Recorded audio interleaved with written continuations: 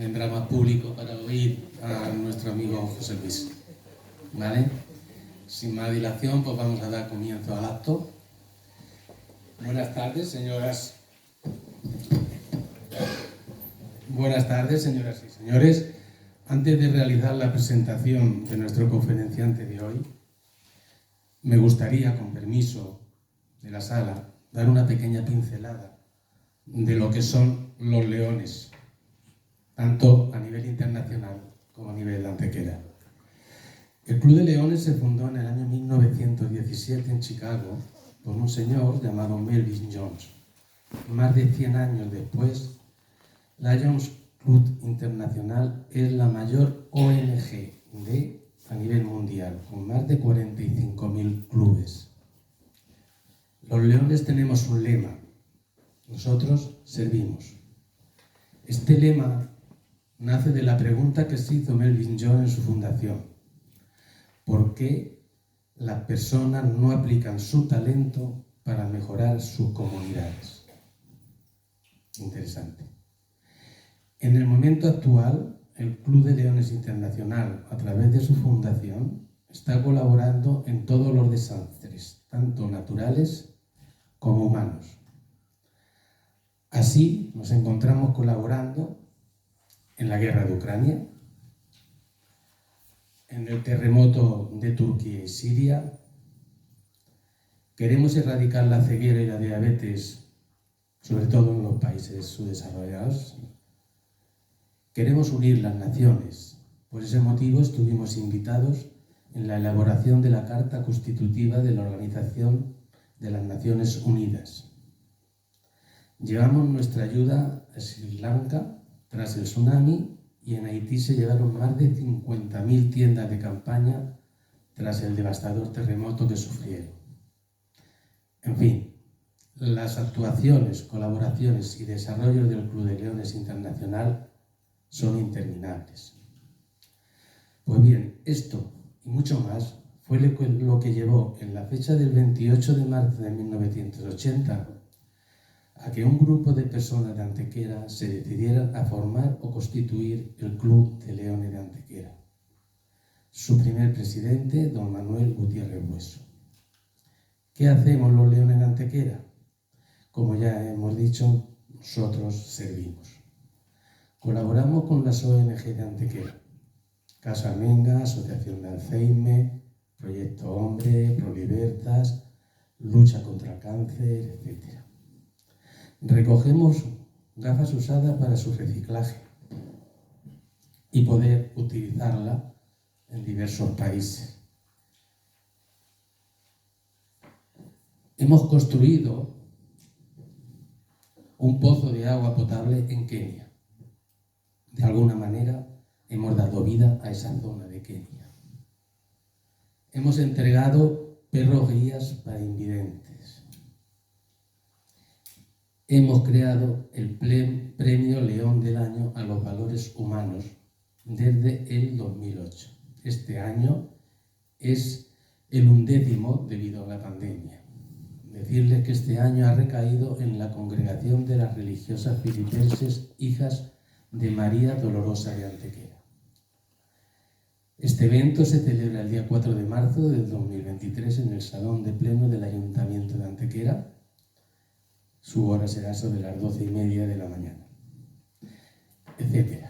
No deseo prolongarme más, y una vez dicho esto, pasaré a realizar la presentación de nuestro conferenciante de hoy y compañero león, don José Luis Sánchez Garrido Reyes.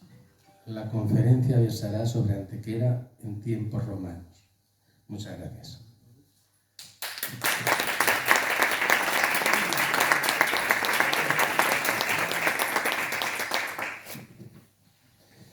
Pues bien, nuestro conferenciante está próximo a cumplir los 79 años. Es ingeniero técnico agrícola, aunque él prefiere llamarse perito, como antes. No contento con una sola especialidad, hizo 3. Fue número 1 de su promoción. Entró de inmediato a trabajar como becario en amoníaco español de la ESO estándar, con tan solo 21 años. Desde entonces, siempre en el mundo de los fertilizantes en general, en todas las facetas del mismo y de organización empresarial, hasta casi los 75 años.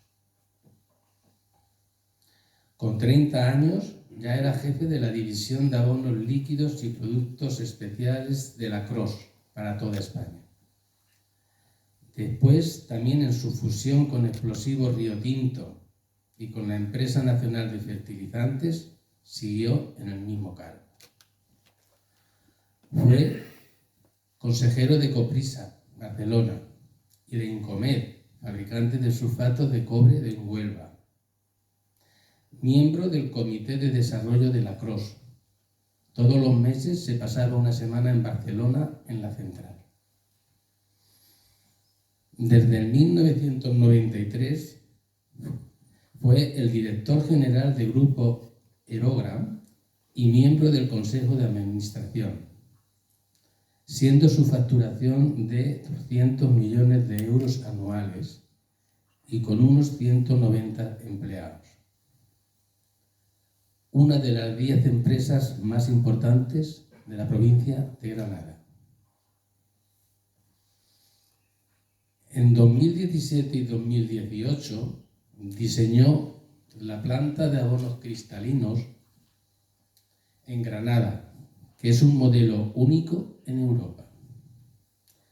Ha diseñado y dirigido la construcción de fábricas de fertilizantes y puestas en marcha en Valencia, Badajoz, Sevilla, Lérida y, por supuesto, la enorme instalación actual y polivalente de Albolote.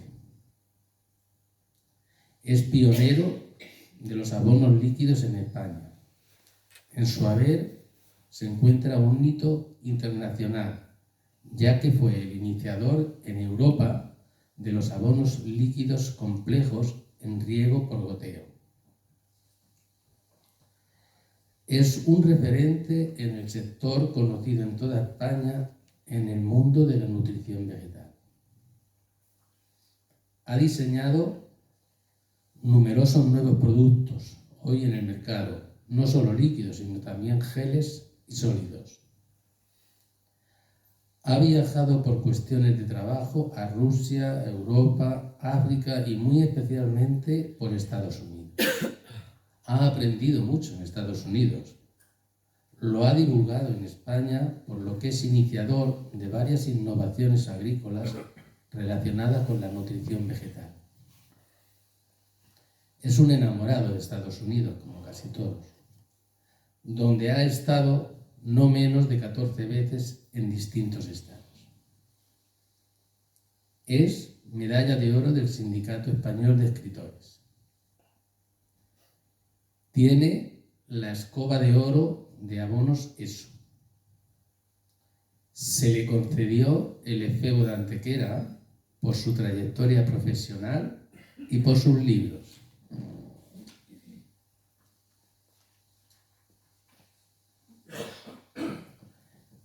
En Albolote, donde están las instalaciones centrales de su anterior empresa Erogra, le concedió el ayuntamiento la medalla de oro por su trayectoria empresarial en el Día de Andalucía. De Barbate, donde va con Trini, desde hace muchísimos años tiene un reconocimiento a su labor literaria. Reconocimiento del Colegio de Ingenieros Técnicos de Andalucía Occidental por 50 años de profesión, donde fue en tiempos parte de su consejo directivo y formando parte de la puesta en marcha de los simposios célebres que el colegio organiza. Numerosísimos diplomas de participación en seminarios y convenciones. Ha publicado hasta el momento 21 libros de temas empresariales, agrícolas y antequeranos, sin olvidarse de Barbate. Ha escrito quincenalmente artículos de nutrición vegetal en medios de comunicación en las empresas que ha estado. En total suman unos 1.200 artículos aproximadamente. así como diferentes artículos en la prensa especializada. Retirado ya de su actividad laboral, regresa a Antequera, lo que siempre quiso y tenía planeado. Esto fue en los primeros días del 2019, poquito antes de la pandemia, ¿no se ve?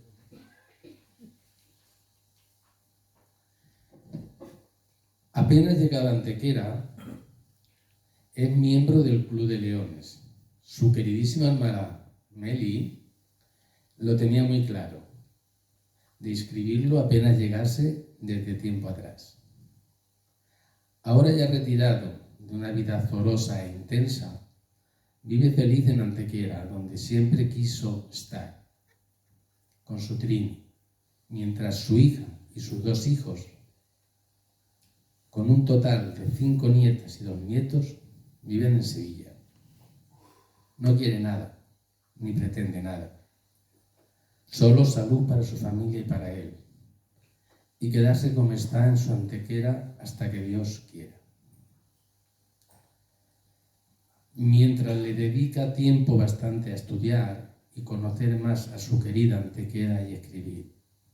Para él es una necesidad vital. Lo mismo que es divulgar lo que estima de interés, porque es algo que siempre ha hecho. José Luis ha dado pocas conferencias, como él dice, siempre que he podido las he delegado y que las dé otro de su equipo. Hoy no, hoy le va a tocar a él dar la conferencia. Es mucho más cómodo, me comenta. Pues bien, sin más, le doy paso a don José Luis Sánchez Garrido Reyes para su conferencia. Muchas gracias.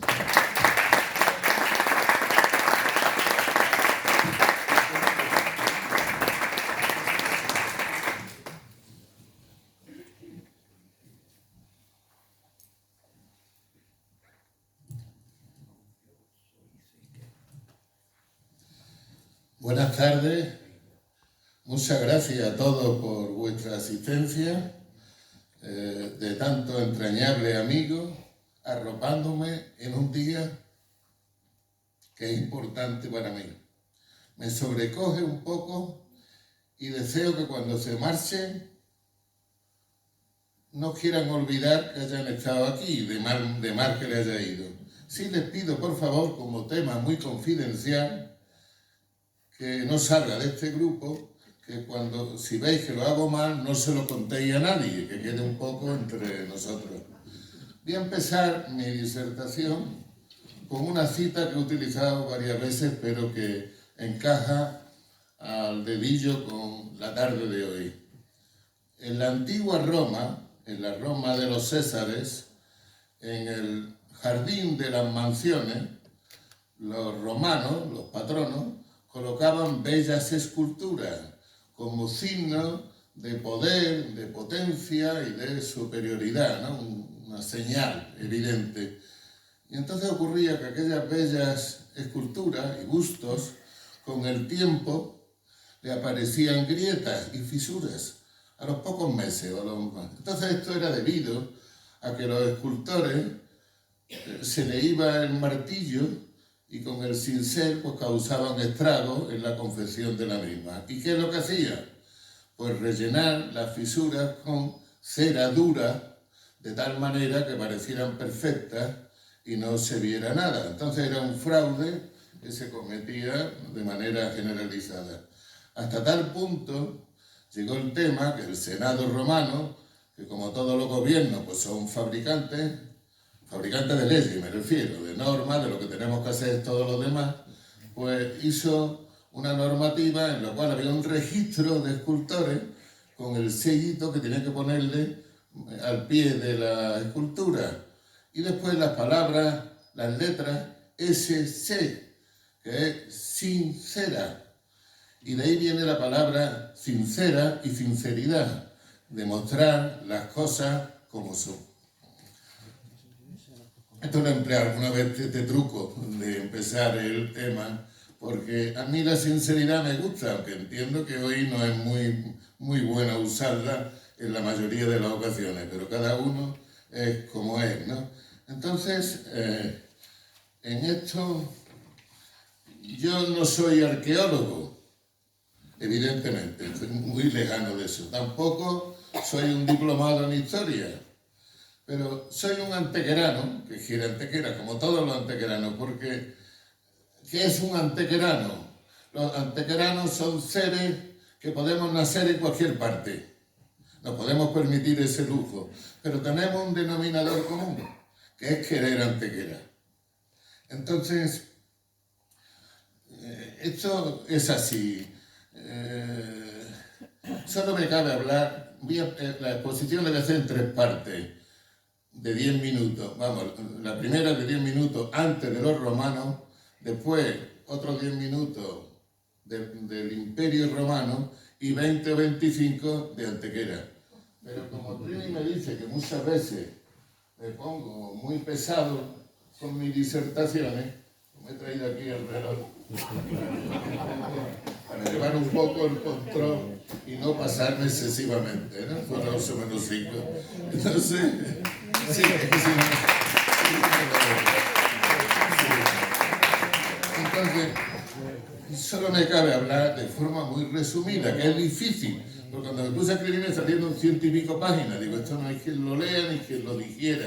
Lo resumí a 50, digo, tampoco, ahora me he traído 10, pues entonces bueno, es un poco, porque si no, no había manera de que dar 2000 datos no sirve para nada, ¿no?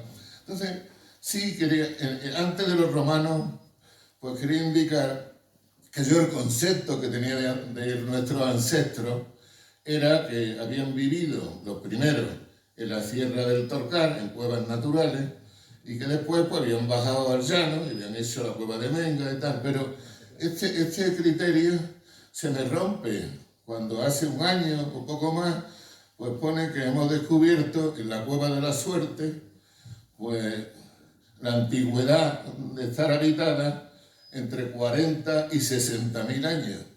Entonces ya se me rompen los esquemas, ¿no?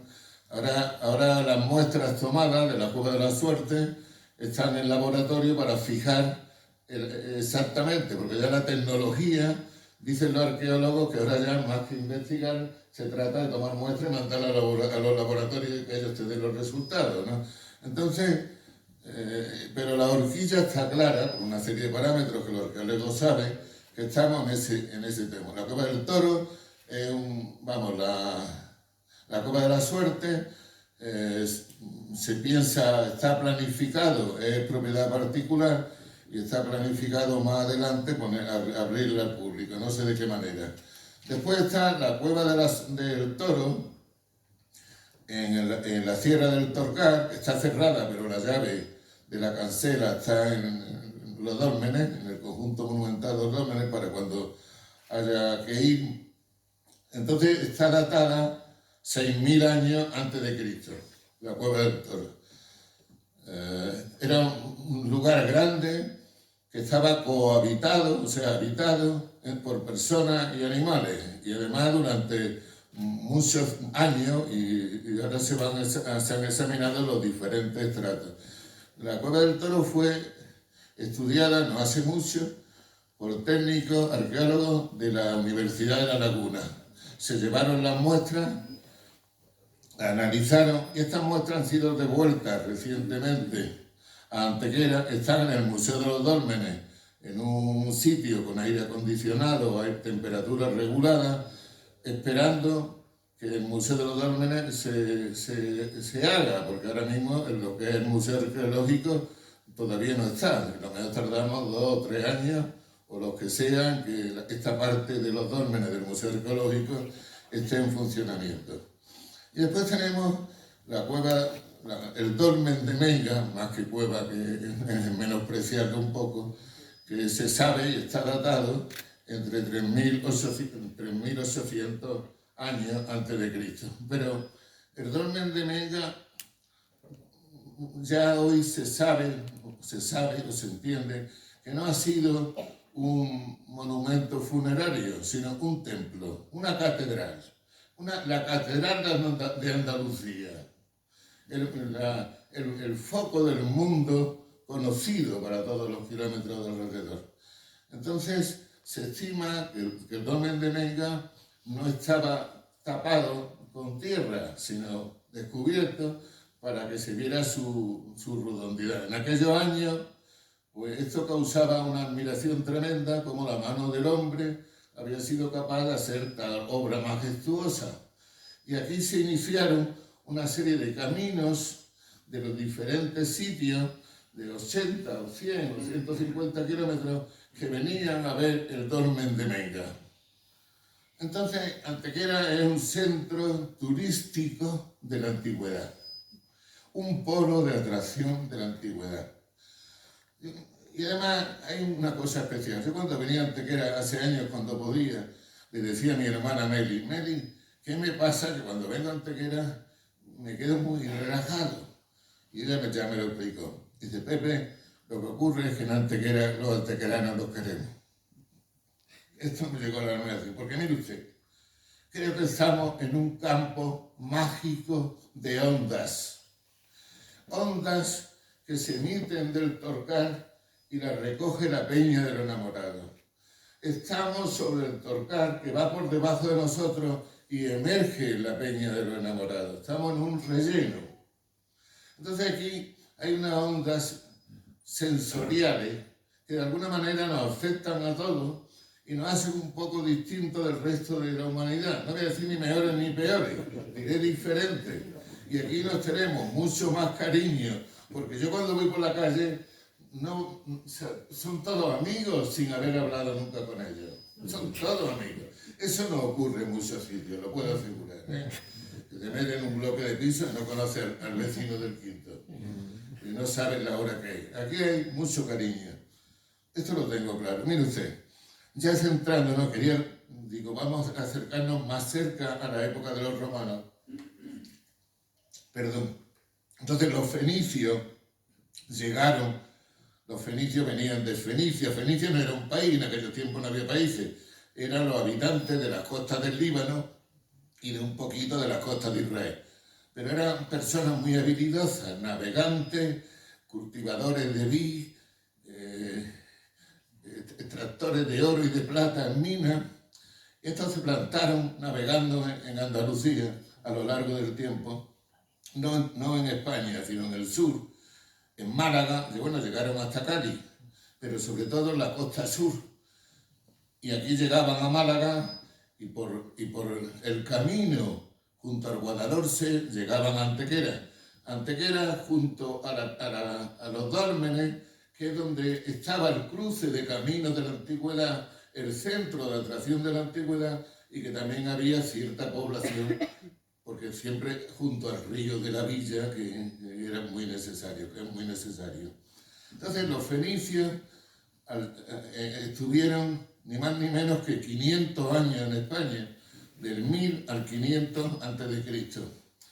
La mezcla del saber de los fenicios con los íberos, que estábamos aquí, del sur, porque el resto no entraron, dio lugar a los tartesos. Entonces nosotros fuimos del 1000 al 500 a.C., tarteso, que era una cultura superior al resto de los íberos de la península, por estas connotaciones de atraer de haber importado tecnología y enseñanza. Entonces no éramos los del sur los peores, éramos los mejores, como creo que siempre lo hemos sido. Entonces, ¿qué pasó con los fenicios? Pues que su lugar de origen fue arrasado por tribus de allí más o menos cercanas y nos quedamos sin este mercado internacional, podemos llamarlo. Entonces el rey Tarteso, Argantonio, pues llegó a un acuerdo con los griegos para que los sustituyeran, para que los griegos vinieran. Pero hubo una mala suerte que apenas implantados los griegos en Málaga, hicieron una población en Málaga o cerca de Málaga, pues ocurrió que los griegos entraron en lucha con los cartagineses. En aquel momento en el Mediterráneo había dos ciudades-estado, no había estado, dos ciudades importantísimas. Una era Cartago, en el norte de Túnez, que una vez estuve por allí, supongo que de turismo, y vi la enorme cimiento, la enorme población que era, y Roma. Entonces Roma estaba más en el Mediterráneo oriental y Cartago en el Mediterráneo occidental. Pero total, que se ensalzaron en guerra, que fueron las famosas guerras púnicas, y perdieron los cartagineses. Cartago fue arrasada, se hizo una debacle monumental, y entonces empezamos ya, después de estar 300 años con los cartagineses del año 500 al año 200 antes de Cristo, en cuyo momento, en esta época, estábamos, este sur, porque en el norte no habían entrado, era Turdetania, éramos turdetanos en el lenguaje actual. Bueno, y así, cuando los cartagineses empezaron con Roma, perdió Cartago y entraron los romanos en España. Esto fue, ya estoy en la segunda parte, esto fue en el 209 a.C., entraron los romanos por Cartagena, que estaba hecha por los cartagineses, y entraron al sur. El resto de España no contaba. Entonces encontraron poca resistencia y rápidamente, con 2 o 3 batallitas de pueblo, podemos decir, pues ya los romanos se adueñaron del sur. Pero empezaron aquí las revueltas. El que entró pues, fue Publio Cornelio Escipión. Y empezaron las revueltas. Y en el año 95 entró Marco Porcio Catón y aplasta la revuelta contra el Imperio de Roma. ¿Por qué era la revuelta? Sencillamente porque los romanos eran unos salvajes cobrando impuestos y no estábamos acostumbrados a que fueran, además por la buena, por la mala, o sea, que sí o sí, y entonces no había que los soportara sin estar acostumbrados, ¿no? Entonces, mire, en aquellos momentos ya toda la costa mediterránea es romana. No hay país, no hay nadie que moje el Mediterráneo que no sea romano, aparte de Bélgica y Inglaterra. Entonces, era el Mare Nostrum, nuestro mar, como decía. Y bueno, y aquí estamos en Andalucía, que era la Bética, Andalucía, Badajoz, no estaba Almería, que era una provincia romana. Entonces, los romanos estuvieron aquí desde el siglo II antes de Cristo hasta el V después de Cristo, que fue la caída del Imperio Romano, que dice que fue porque llegaron los bárbaros. Entendemos los bárbaros como cafres, y los bárbaros realmente la traducción de extranjero antes. Y los bárbaros no tuvieron tanta culpa. La culpa eran los grandes impuestos y las guerras civiles que se organizaron entre los romanos entre sí, unos contra otros, uno defiende a un emperador, otro a otro, y terminan en un caos. Y vino la debacle en el siglo XV con la caída del Imperio de Roma, pero esto ya es otra historia, ¿no? Entonces en Roma, en aquellos tiempos, cuando nació Cristo, y un poco antes, pues tenía la barbaridad de 1 millón de habitantes. De cada 3, 1 era esclavo. Otros dicen que la mitad. Esto parece que es una tónica general en todo el Imperio Romano. Todos los aprovisionamientos a Roma eran por mar, por el puerto de Ostia. Ir de Málaga a Roma eran 7 días, siempre que los vientos fueran favorables. Ir a Sevilla era más complicado, había que atravesar el estrecho. Entonces Sevilla era puerto de mar, porque lo que hoy es Marisma del Guadalquivir era el lago Ligustino, que era un lago, y entonces empezaba el río Guadalquivir, podemos llamar, al lado de Sevilla, y llegaban a Villaverde. Entonces remontaban el río y llegaban hasta Córdoba, ¿no? Pero en Villaverde cambiaban por embarcaciones más pequeñas. Los romanos se dividían en clases sociales en patricios, que eran los ricos o los que mandaban, los plebeyos, que mandaban poquito, estaban ahí. Otra clase más baja eran los libertos, que eran esclavos liberados, y ya los esclavos en sí, que realmente no se consideraban personas, se consideraban cosas o máquinas.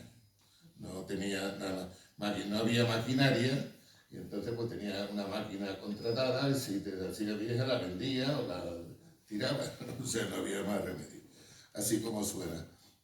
Se adoraban 12 los patricios, vestían toga, los demás lo tenían prohibido, y después los que tenían un alto poder dentro del gobierno, pues llevaban una franja roja en la toga. Se morían pronto los romanos, ¿no? De media entre 35 y 50 años, no había medicina, no había seguro social, no había nada, pues ahí está. En Roma había contraste de mucho lujo y también de pobreza. En Roma había incluso guías turísticas y muchas tabernas, que eso también lo hemos de vosotros de los romanos, donde había cada 2 por 3 una taberna.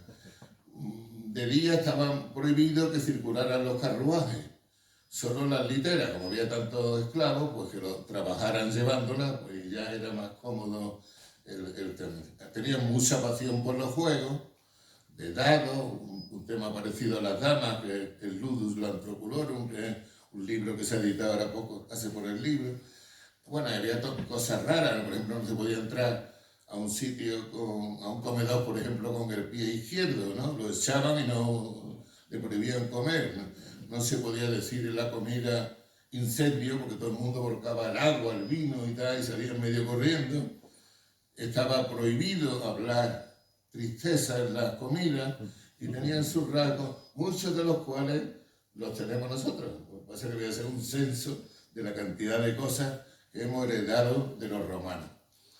El ejército romano, que era el que ponía, bueno, lo que cobraba de impuestos era de todo tipo, está articulado y muy bien, porque había una buena estructura.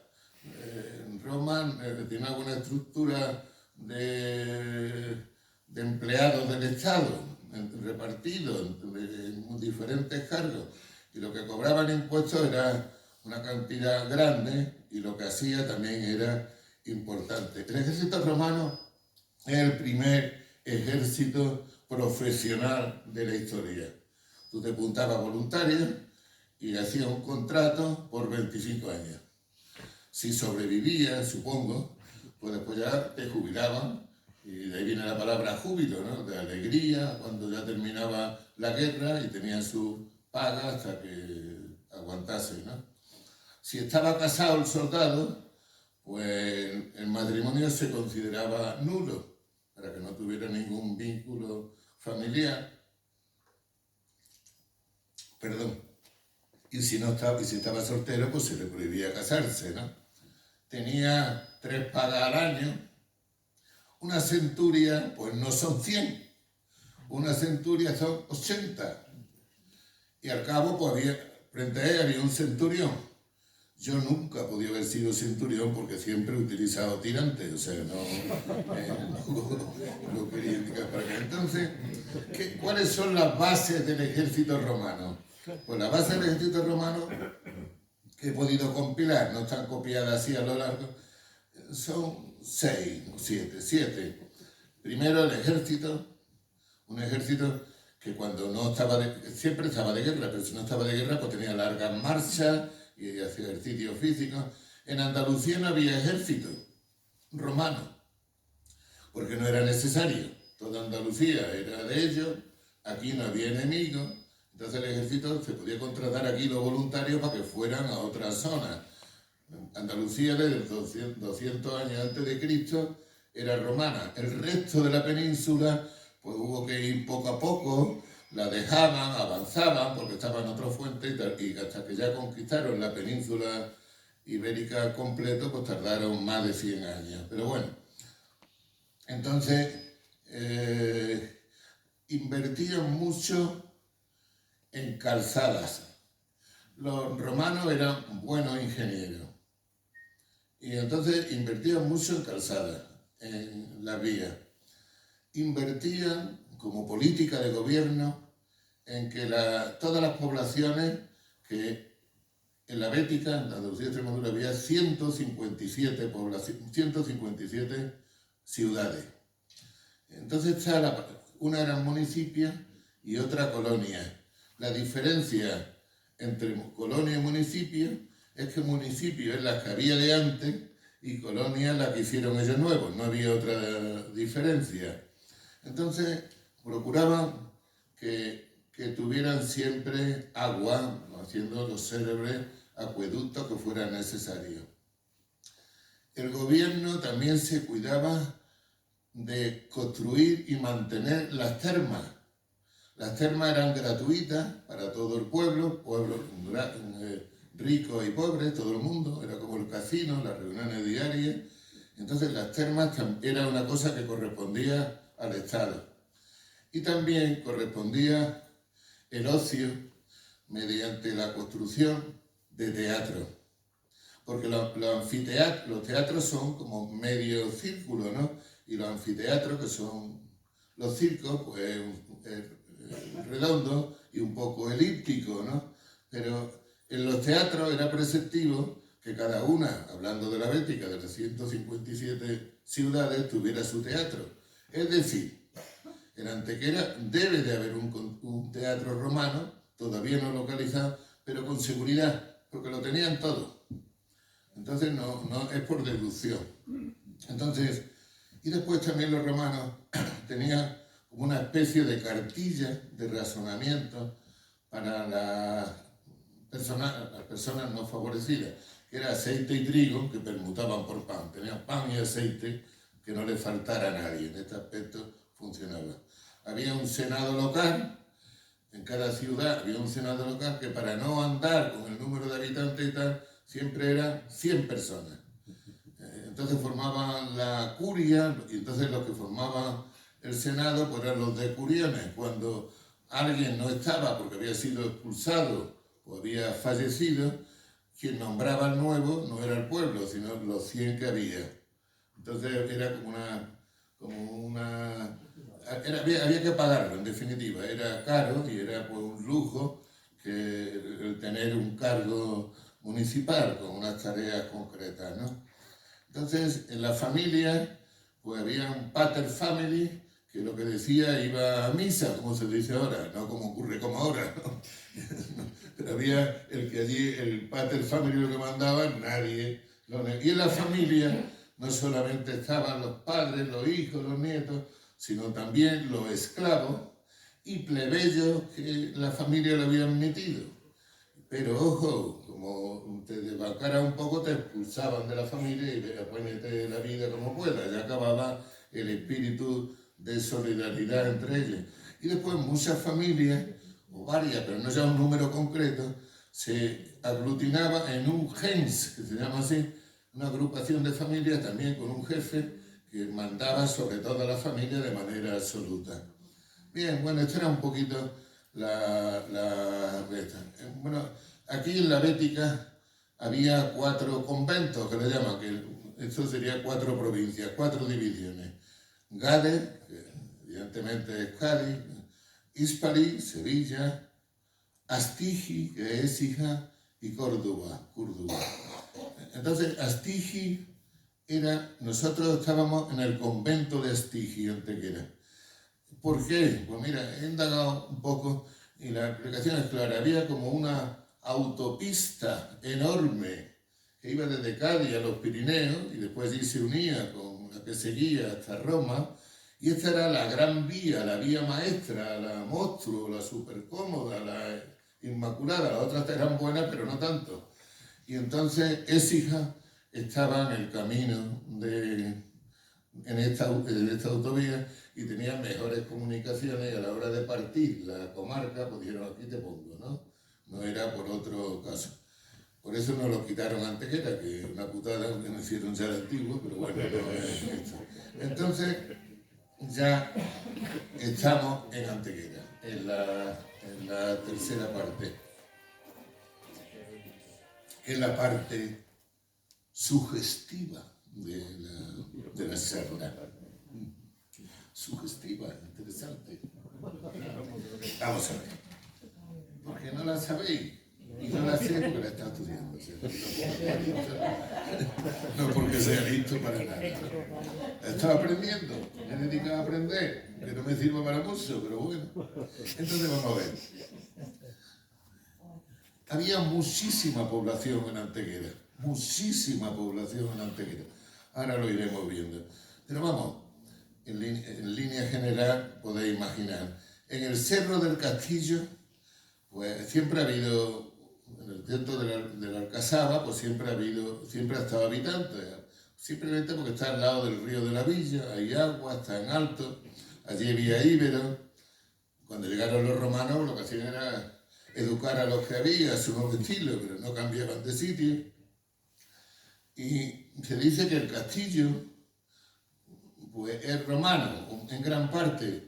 Yo no lo sé, yo lo que leo es que hay un poco de duda, que allí había una fortificación más o menos importante.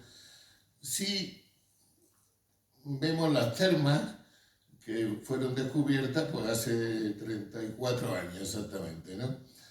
Y hoy no está aquí Francisco Melero, que es un arqueólogo antequerano, que lleva la arqueología de Cártama, es el director del Museo de Cártama. Cártama pues está haciendo el ayuntamiento mucha inversión, podemos decir, en el patrimonio romano. Ahí está, pero no ha podido venir, puso un WhatsApp que tenía una reunión. Entonces, las termas que tienen 34 años, y allí nada más que están descubiertas una parte, porque se estima que desde las termas a la Plaza del Carmen y toda aquella zona, si se levantaran las casas y tal, con seguridad, hay vestigios romanos por doquier, me asegura Melero, y debe de ser así, sus razones tendrá, ¿no? En las termas realmente solamente se ve una parte, no están visitables, están allí abajo, es una pena, deberían de estar visitables y ser explicadas. Y está tapado el mosaico central, que tampoco se ve en su esplendor, también habría que ponerle un poco para que fuera visto, ¿no? Entonces, los romanos que iban allí, había turno de hombres, turno de mujeres. Se abría por la mañana, se cerraba con la puesta del sol. Debajo de las termas, pues estaban los hipocaustos, que lo he escrito su nombre, donde estaba allí horno, donde se quemaba leña, se calentaba el agua, y entonces pues iba a las piscinas, podemos decir, como lo queramos llamar, con agua caliente.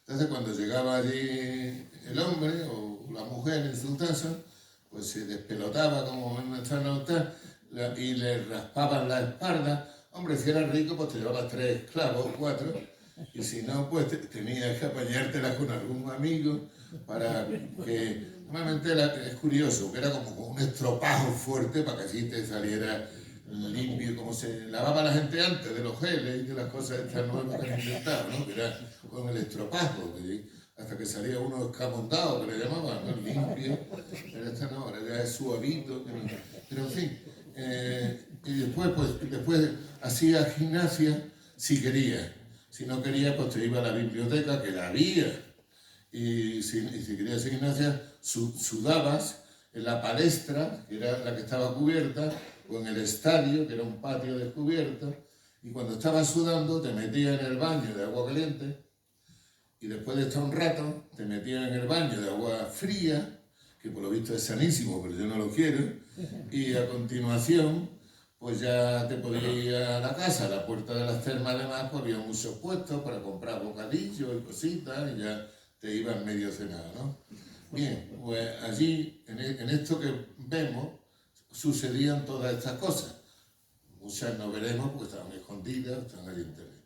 Entonces, pero la ciudad romana no estaba en un sitio concreto, como la árabe, rodeada de murallas. La ciudad romana estaba desparramada, extendida. Entonces llegaba por el río hasta el dolmen de Menga, y el cruce de camino de aquellos años estaba más o menos por la zona de la urbanización La Quinta, el cruce de las calzadas y las tiendas y el negocio y tal. y allí era el cruce de calzadas. ¿Qué eran las calzadas? Pues mire usted, las calzadas eran los caminos que había arreglados de manera magnífica por los romanos. ¿Cómo lo arreglaban? Una capa de grava, una capa de arena, otra capa de grava, otra de arena y encima unas losas de piedra. Pero para que la caballería no reparase, encima de la losa de piedra ponían otra capa de arena con mortero de cal para que estuviera dura y la superficie, pues las caballerías y los carros no tal. Tenían una anchura suficiente para que dos carros en sentido contrario se cruzaran sin problema y bueno, cada 1000 pasos ponían un miliario, un poste de granito que señalaba los kilómetros que había desde ese punto a Roma y de alguna manera también como un plano informativo.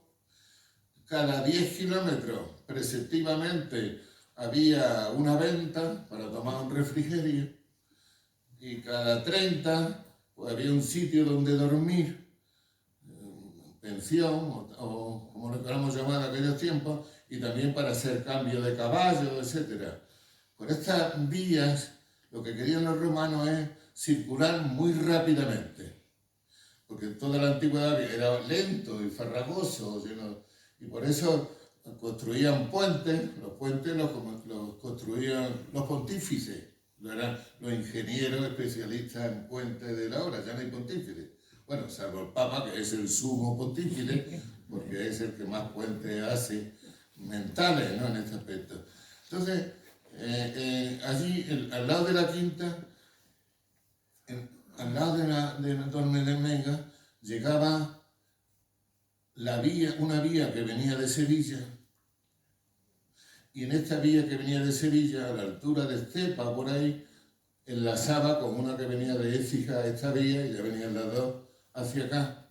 Después, la de Sevilla continuó hacia Córdoba, o decimos de Antequera a Córdoba. Después otra para Granada, que parece que estaba en peor estado, pero era por donde venían los minerales de Cástulo, de Linares, para embarcarlos en el puerto de Málaga, que era el embarcadero de los minerales hispanos para Roma. Y después teníamos dos vías para Málaga, dos. ¿Razón de tener dos? Pues por temor a que por las inundaciones, por mal tiempo, se quedara alguna bloqueada, había dos en servicio. Una a la derecha del Torcal y otra a la izquierda del Torcal. La de la derecha del Torcal tenía dos poblaciones romanas intermedias, Nescania, que es el valle de Atalají, y Cártuma, que era Cártama. Las dos poblaciones muy cerca una de otra, pero es porque eran unas comunicaciones vitales, porque por el puerto de Málaga se transportaba lo mucho que producía la comarca de Antequera, pero también de otras zonas un poco más lejanas. Y a la izquierda, pues, era Villanueva de la Concepción, en aquellos tiempos se llamaba Oscua, que está al lado de Villanueva, que no ha sido estudiada prácticamente nada.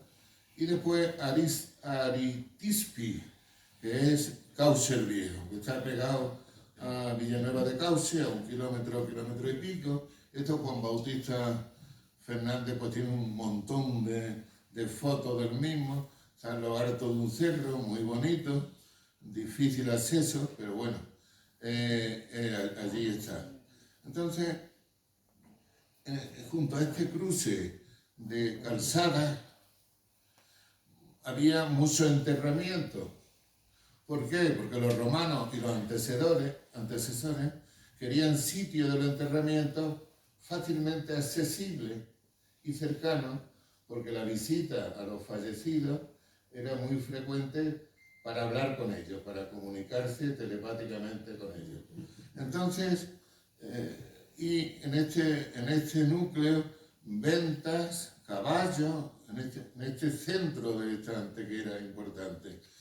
Y había, que sepamos, dos villas, porque habrá más, el tiempo dirá cuáles son. Una es la Villa de la Estación y otra es la Carnicería de los Moros. La Villa de la Estación, aunque se sabía que había hace mucho tiempo que estaba, un siglo, porque había piedra y rastros en la superficie, realmente no se había excavado hasta que se hizo la carretera de circunvalación. Y entonces se paró la obra, que hemos tenido parada unos cientos de años, porque la máquina del Estado es lentísima, quizás que no puede hacer de otra manera, ¿no? Pero entre presupuestos, en que figuren en el presupuesto debido, entre el proyecto, entre la licitación, entre la adjudicación y toda la tramitación, te puedes morir de pena. Con los años, los que hemos tratado con la administración sabemos eso muy bien, ¿no? Sabemos lo que exige, pero podemos exigir poquito normalmente. Entonces, en la Villa de la Estación se decide que sea la única villa de Antequera visitable, lo cual hablaremos después, porque con el montón de villas que hay en Antequera, nada más que puede haber una visitable, ¿no? Cuando se ponen a ejecutar la obra, ven el contratista que aquellas han salido cosas nuevas y es mucho más de lo que tenía presupuestado, y entonces de quieto, cobro las certificaciones de obra que ya he ejecutado y me voy. Entonces ahora queda aquello desierto, hay que hacer nuevos proyectos, hay que licitarlo de nuevo, unos plazos, se ha licitado, se ha adjudicado y ya hay un contratista. Yo paso por allí y no veo nada, a lo mejor que el contratista andará con efectos retardados, pero lo habrá. Después la pregunta es, ¿habrá parking adecuado? ¿Tendrá personal adecuado? Porque desde luego la explicación de una villa bien merece una atención importante. Lo mismo que la de las termas. Entonces, en fin, la villa, la casería de los Moros, me llevó Juan Bautista Fernández hace poco, pero no por la carretera general, sino por un camino que está pegado al río. Me quedé pasmado, impresionado. Allí hay piezas romanas, labradas, cultivadas, paralelepípedas en el suelo y pedazos de ladrillo romano cocido y pedacitos de cerámica. Entonces, pero la villa me dice, Juan, que lo estoy aprendiendo mucho, dice, José Luis, observa cómo está orientada de norte a sur. ¿Para qué? Porque la parte que venimos viniendo de Granada están los célebres arcos. Los arcos no terminan en el suelo, tienen un pollete de mármol para sentarse y recibir, como sale el sol por Granada y se va por Sevilla, para recibir el sol de la mañana. Y aquello seguro que no podía ser una villa. Aquello era como un club deportivo importante para este núcleo de población grande que había al lado. No es posible que los hornos, el agua caliente, porque el aljibe tiene compartimentos para agua caliente, sea de un propietario. Para bañarse solo no va a tener tanta familia. Entonces, y tan cerca, porque las villas cercanas a las poblaciones eran en definitiva los hoteles de 5 estrellas de la época. Porque el pobretoncito pues, se metía en la pensión con chincha y otros ácaros por allí sueltos, ¿no? Y el rico pues siempre tenía, tú sabes que con dinero, pues hoy pues se consigue, lo mismo que antes, se consigue casi todo, pues pagaban para pernoctar en estas villas u hoteles de 5 estrellas, ¿no? De lujo. Entonces, más o menos así es como veo la Antequera de antes, que he intentado pintar mentalmente o narrar, porque no hay un concepto claro de cómo era en aquellos tiempos. Y después, en Singiria Barba, yo le he dicho a mi amigo Natera, que está por ahí, ¿dónde está? Miguel, que, amigo desde los 10 años, siempre funcionario de correo, que él era un andarín de los tal, y yo iba detrás de remolque porque siempre era más lento. Bueno, pues él me llevó a Singilia la primera vez y hace poco con el amigo Fernando del Pino, que está por aquí, ¿no? El amigo Fernando, que tiene una hija que es un encanto y una esposa aprendiendo cosas con 9 o 10 años que debe tener. Pues yo le dije, tengo muchas ganas, Fernando, de conocer Singilia. No me dijo más nada, pero me preparó un viaje con Francisco Melero y con Javier Coca a Singilia. Bueno, ir a Singilia no va cualquiera, ¿eh? Primero porque está en el Cortijo Castillón, en la carretera de Bobadilla, la valla siempre está cerrada, la puerta del castillo. No sé si es para que los dueños no estén todo el día allí siendo molestados o sencillamente lo más normal es que esté desierto, como la mayoría de los cortijos de Andalucía nuestra, ¿no? Que van y están deshabitados en alta medida.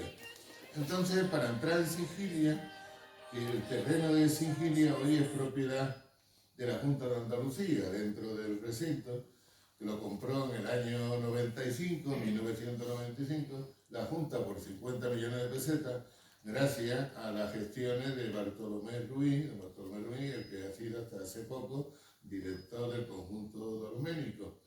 Bueno, allí no hay valla, no hay nada, pero para ir tienes que ir perdido un poco entre olivos, porque Fernando veía el camino, yo no veía nada, nada más que veía olivos, y allí te pierdes, y en un momento ya estamos en Singilia, y tú allí tampoco ves mucho, pero ya te adentras entrando, y sí, ves los dos extremos del teatro, que sobresalen, y el círculo del teatro, ya ves una serie de indicaciones de acueductos, ves enterramientos más o menos cercanos. Entonces, Singilia es la gran desconocida. No hay planes para poner en valor Singilia. Bueno, está aquello perdido. Tenemos un tesoro sin utilizar. Absolutamente perdido. Yo estoy convencido de que si aquello se pusiera en valor, que me decía Paco Melero, no hay que ponerlo todo, porque lo importante no es ver todo, sino comprender todo. Una frase que se me quedó grabada. No es importante ver todo, sino comprender todo. Bueno, pues, si aquello se pusiera en valor, yo creo que sería otro caminito del rey. Es decir, una explosión de turismo, un atractivo enorme. Lo que pasa es que yo soy defensor de la empresa privada y por lo tanto no soy demasiado amigo de la administración, entendiendo por amigo que siempre he visto problemas en ella, en mi trabajo habitual, lo he sufrido enormemente. Hace una propuesta, no te contestan, y si te contestan, en total, no. Entonces, el Caminito del Rey se puso pronto en valor, porque no lo hizo el gobierno. Es una empresa particular, a cambio del cual le dieron una concesión de explotación de los años que corresponden, yo no lo sé. Singilia, si queremos que fuera rápida, tendría que ser llevada por una empresa particular, con los parámetros que señalen los técnicos de la administración, evidentemente, y la supervisión de los ministros, pero toda la política de acciones y de puesta en marcha, pues es rápida. Cuando se hizo la autovía de Málaga, se encontraron en mitad de la autovía el Cortijo Robledo, la Villa Robledo. No iban a parar la autovía. Ya en el contrato de la autovía ponían que si ponía algo había que salvaguardarlo. ¿Qué hicieron en los constructores? De acuerdo con los arqueólogos, quitar la villa, ponerla al lado de la gasolinera, empleando nuevas tecnologías en 3D y modernísimas para que saliera igual. Y esto, si lo hace el Estado, pues puede tardar 20 años.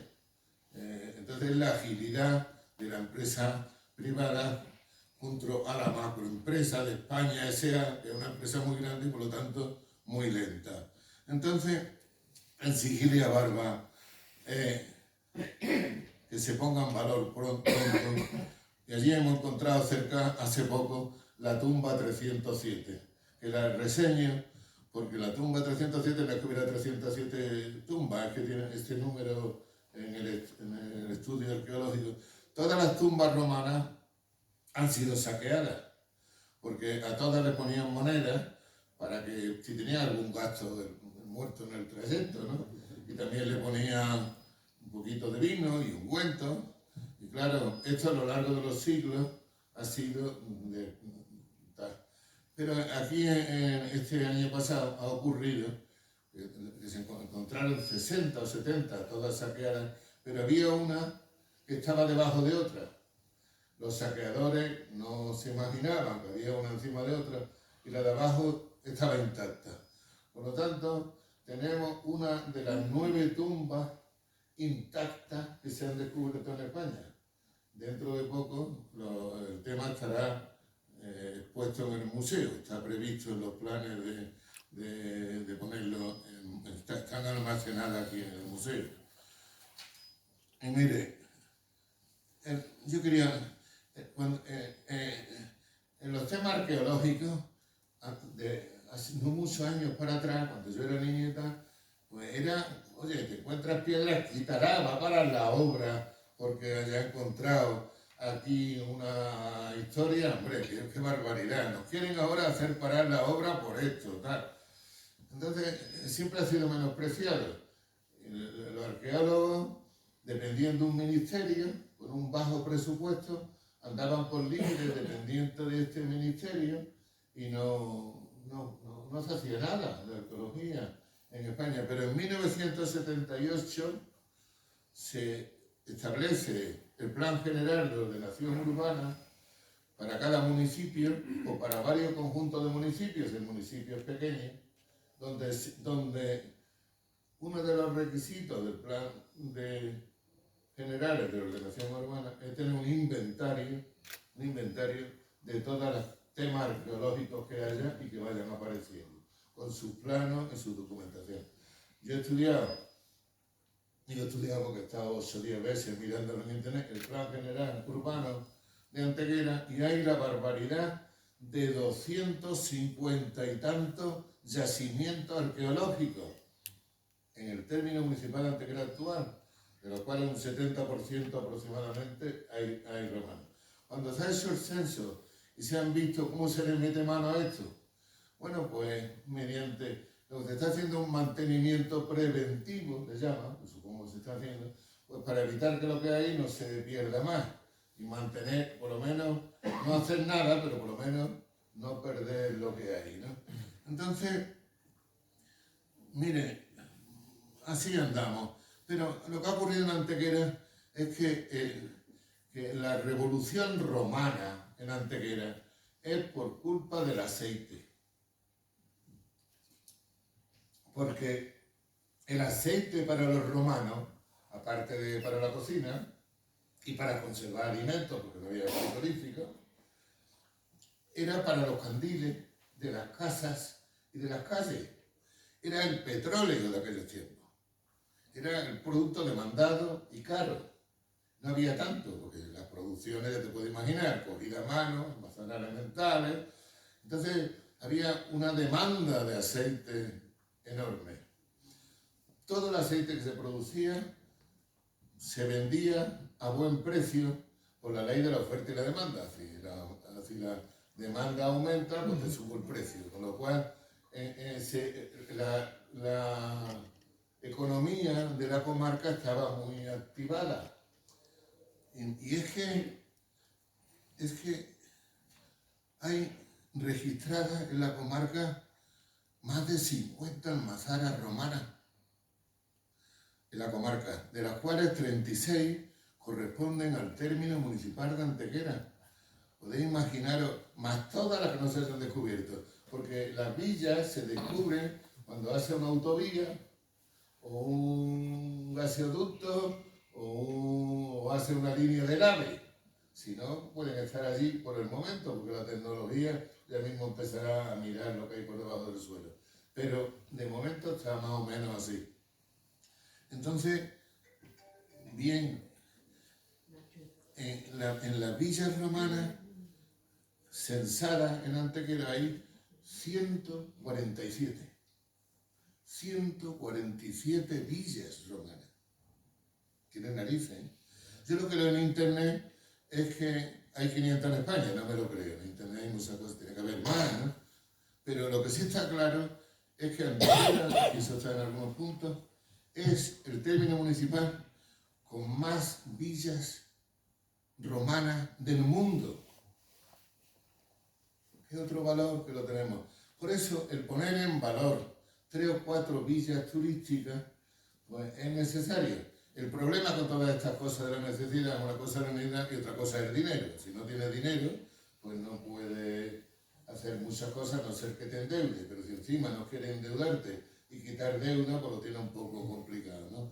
Entonces yo lo que lamento de toda esta historia es que no me voy a perder la Antequera del futuro, porque la carnicería de los moros con los dólmenes formará un conjunto turístico, donde además la calle esta, principal, la carretera, en los planes de patrimonio mundial, está previsto y hay unos plazos para que la hagan una vía comercial. No sé cómo, pero así está previsto. Y el Cerro de María, entonces eso va a ser un centro turístico de impresión en el futuro. Y también Singiria Barba, otro producto de impresión en el futuro. Bueno, ya voy a terminar, bien. Me he colado. Bueno, pero un poquito, ¿eh? Ya voy a terminar. Entonces me pasa siempre lo mismo, me podéis disculpar. En la villa yo he intentado saber cuántos vivían en cada villa. Me ha costado difícil, pero saco la conclusión que por lo menos 100 personas podían vivir en cada villa. Si hay 147 o 150 villas, a 100 son 15.000 personas, esclavas su mayoría, porque los dueños vivían en la población y iban, estaban allí 2 o 3 meses, pero no más, ¿no?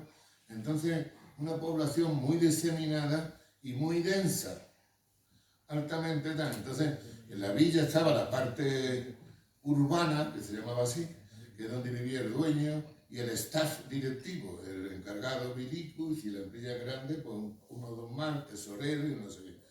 Después estaba la parte de los esclavos, que era la parte rústica, donde también estaba el ganado, y gallinas, ganado vacuno, ovejas y cabras generalmente.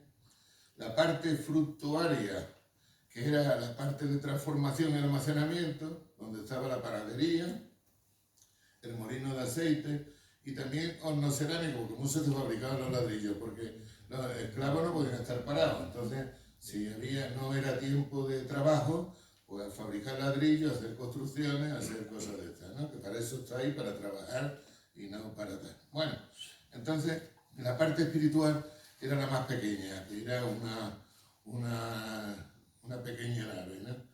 Nosotros, donde se sentaban a reflexionar sobre la vida. Y ya para terminar, digo que el Arco de los Gigantes lo saco a colación porque fue el primer museo arqueológico de España. El primer museo arqueológico de España. Y el primer museo al aire libre de Europa. Cuando aquello vino abajo, se desmanteló, lo habían robado, pues lo colocaron en un lateral del ayuntamiento y después lo llevaron a los museos, cuando se construyó el museo. Pero hay dibujos precisos de 1565, cuando se construyó, donde se ve la escultura, 2 por delante, 2 por detrás, un león por arriba de escultura grande, todo eso pues, fue filmado, fue tal. Pero sí sería bueno que el Arco de los Gigantes fuera restablecido con copias más o menos similares para que tomara el esplendor que siempre tuvo en su momento y que sería otro tema muy atractivo para nuestra Antequera del Alma. Y después, en el Museo de los Dólmenes, tenemos el Febo de Milagro, porque vinieron con el escrito para llevárselo, y el alcalde de aquellos momentos, que no era todavía, creo,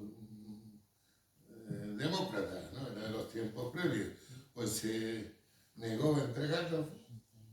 No ocurrió lo mismo cuando fueron a Basa por la Dama, que ahora recuperar los bastetanos en la Dama, será imposible. Le exigieron a los antequeranos que por lo menos tuvieran un museo para meterlo, después de debatir, mira, te pongo como te ponga, no te lo entrego. Y entonces se puso el Palacio de Nájera, básicamente para contener el efebo. Ahora, el Palacio de Nájera, donde estamos, remodelado por los últimos años, constituye el mejor museo de ciudades medias de Andalucía. Quitando las capitales de provincia, tenemos un museo preclaro. Bueno, yo termino diciendo lo siguiente. El futuro, en gran medida, está también en nuestro pasado, en explotar debidamente nuestro pasado. Somos patrimonio de la humanidad, de Floreciente. Ahora no han puesto el tren. Yo estuve el viernes en Granada, en el tren. Oh, qué maravilla, ¿eh? Y además, como fui en el AVA, no porque fuera lo más barato, que no soy rico tampoco, sino porque, digo, voy más lento viendo el paisaje. Me costó 17 € ida y vuelta con la tarjeta dorada. Y 25 si no eres viejo o no eres mayor. Entonces, te pone accesible a que los cordobeses, sevillanos, granadinos y tal vengan a Antequera. Cada día se ven más grupos de gente circulando por el centro. Entonces, ahora mismo dicen que estamos en 500.000 visitantes al año. Son pocos. En el Museo Picasso hay 650.000 al año. En la Costa del Sol hay 12 millones de turistas al año. En Ronda no lo digo por no cabrearme, me lo callo, ¿no? Entonces, mire, en definitiva hay mucho por hacer y mucho hecho también, porque hay otras ciudades que el patrimonio está perdido y Antequera es uno de los sitios que mejor conserva el patrimonio entre muchas ciudades que nada más que un bloque de pisos infames, antiestéticos, y ha perdido todo el glamour que tenía en su momento. Yo lo que iba a decir, para terminar, es que como creo que me he explicado muy bien, como soy un poco sordo y si me hacen preguntas, pues no la voy a entender. Y te digo, un poco no, dice mi hermana, totalmente. Entonces, pues totalmente. Y bueno, entre esto, estoy un poco sordo. Después, si me hacen preguntas, la entiendo. Tampoco lo mejor saber contestarlas, porque mis conocimientos son muy reducidos. Bueno, entonces, no hay preguntas, con lo cual todo va. Y sí pido, aunque no me lo merezca, un aplauso porque me motiva.